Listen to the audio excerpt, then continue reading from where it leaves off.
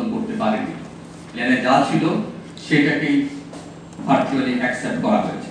তার মানে আমরা যদি দেখি প্ল্যান প্রণয়নের প্রক্রিয়াটা হচ্ছে totally undemocratic process, ignoring the interest of the country, ignoring the country stakeholder. আমি ভার্নারেবল কমিউনিটির কথা বাদ দিয়েছিলাম। তাহলে কি ছিল এই প্ল্যানে? এই প্ল্যানে 6টা কি প্রায়োরিটি এরিয়ার কথা বলা আছে এবং 170 বিলিয়ন মার্কিন ডলারের কথা বলা আছে। দুইটা ফেজে 2030 সাল পর্যন্ত এবং 2040 সাল পর্যন্ত দুইটা ফেজের প্ল্যানটা বাস্তবায়ন করা হবে। 170 বিলিয়ন মার্কিন ডলার যে রিকোয়ারমেন্টের কথা বলা হয়েছে তার মধ্যে বেশিরভাগই হচ্ছে 120 বিলিয়ন ডলারের মতো হচ্ছে ইনফ্রাস্ট্রাকচার ডেভেলপমেন্ট। তার মানে ক্লাইমেট চেঞ্জ অ্যাড্রেস আমরা এভাবে ধরে নিয়েছি ইনফ্রাস্ট্রাকচার ডেভেলপমেন্ট। যেমন আমি অ্যাপার্টমেন্ট তৈরি করবো, স্লুইস গেট তৈরি করবো, রাস্তাঘাট তৈরি করবো, আমরা ক্লাইমেট রেজিলিয়েন্ট হবো। অথবা একটা জায়গায় বলা হয়েছে যে আমরা যদি প্রচুর ইপিজেড তৈরি করতে পারি for creating employment opportunity for the climate migrants people, তাহলে এটা একটা ক্লাইমেট রেজিলিয়েন্স।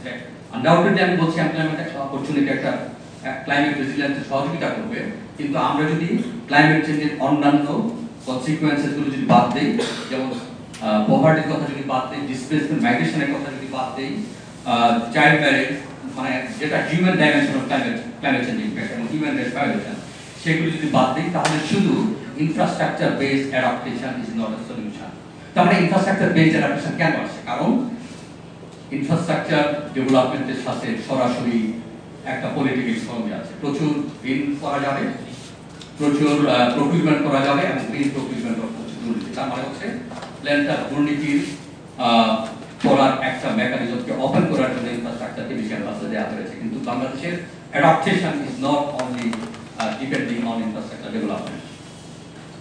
তারপর যেটা বলা হয়েছে যে এনার্জির ক্ষেত্রে বলা হয়েছে, যেটা খুব আনরিয়ালিস্টিক, আমরাও বলেছি, তখনও বলেছি, বায়ু কল স্থাপনের মাধ্যমে বঙ্গোপসাগরের উপকূলীয় অঞ্চল থেকে প্রায় 4 গিগাওয়াট সোলার এনার্জি তৈরি করা, বিদ্যুৎ তৈরি করা, এবং টোটালটাই হচ্ছে কোনো ফিজিবিলিটি ছাড়া এই প্ল্যানটা সেই টার্গেটটা দেওয়া হয়েছে এবং টোটালটাই হচ্ছে বিদেশি কারিগরি সহযোগিতা এবং ইনভেস্টমেন্ট সহযোগিতা নির্ভর।